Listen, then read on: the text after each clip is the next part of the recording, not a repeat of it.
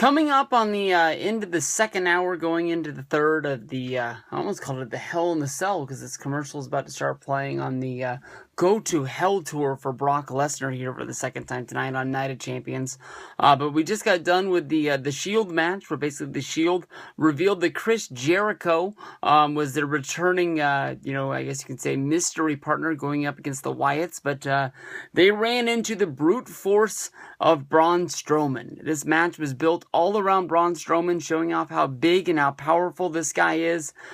Basically, with all the flashy moves of Roman Reigns, Dean Ambrose, and Chris Jericho, they weren't enough to take down the Wyatts. Braun was just too big. Braun was just too bad. There was a point in this match that played into where the finish is and where this storyline, I guess you can say, is going. Everyone's always going to wonder, if Chris Jericho's return is a one-time thing.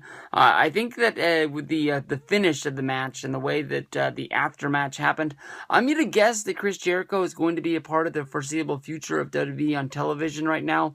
Whether if he's on Monday Night Raw or not, we'll have to see. But Jericho makes his return. At one point, Roman Reigns looked like he had this match in hand. He hit his spear, which would normally set up his big Superman punch in order to set up them getting the big victory.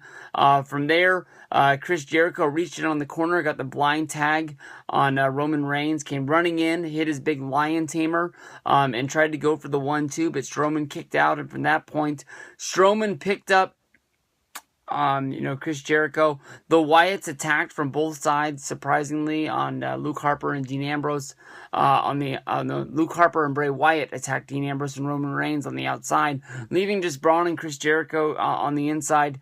And I'm not quite sure what the big name is for Braun Strowman's move, but Strowman just choked the life out of Chris Jericho. Finally, the feet went limp. The referee called for the bell, basically saying the match was over and done with. There was nothing more that there was for this fight. Jericho was done. Once Jericho was able to be woken up right there in the middle of the ring, and he got up, Ambrose and Reigns sort of looked at each other, and they looked at Jericho, and there was this little bit of a question of, whether if, they were going to attack Jericho, whether if they were going to turn on him, and then finally they get this look on their face, like, it's not the end of the war. We'll fight the Wyatts again another day. It's only one day, and it is what it is. We'll just have to move on from there. And at that point, they reach out their hand for Chris Jericho to get that sort of like, we get the handshake and we're good to go. We'll fight another day. Instead, Jericho just plows right through Ambrose with a cold shoulder and walks out on Roman Reigns and leaves him. Very surprised to see something like that, but I don't know. I will honestly say that I wasn't that into Jericho in this match, but I think it was just because the Wyatts were in there. But if we get some sort of a Jericho versus Dean Ambrose feud, I think that would really help elevate Dean Ambrose to where he was late last year, when he was going through his matches with Seth Rollins before Bray Wyatt ran into him. And anything that's going to elevate Dean Ambrose and make him valuable to WWE again, I'll give my thumbs up approval to.